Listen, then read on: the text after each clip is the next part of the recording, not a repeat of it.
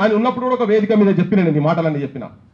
అయితే తన మెసేజ్ పెడతాడు, అంటే నేను అట్లా పరిచయం అయ్యి విద్యా వ్యవస్థ మీద పనిచేస్తామని అంటే చాలా కాలంగా నేను తన రాకముందు నుంచే బొచ్చాడు పనిచేస్తాను.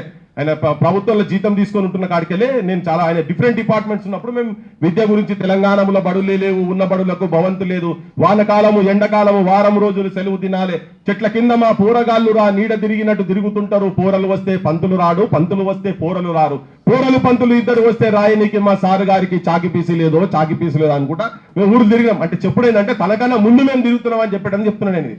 తన వచ్చి ఆడ ఏదో ఆంధ్రాకు పోయి వచ్చిండు కానీ సరే అయినా కానీ తన ఏం చెప్తాడు, నేను పోయి తిరుగుతుంటే సరే మాట్లాడితే కలిసి చాలా బడి నిద్రలు ఇవన్నీ చాలా చేసినాం.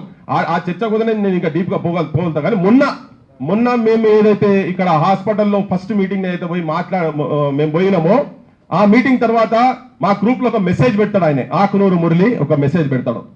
Why Vimalakka and Prithvi are there in Mandakrishna Madiga a BJP guy.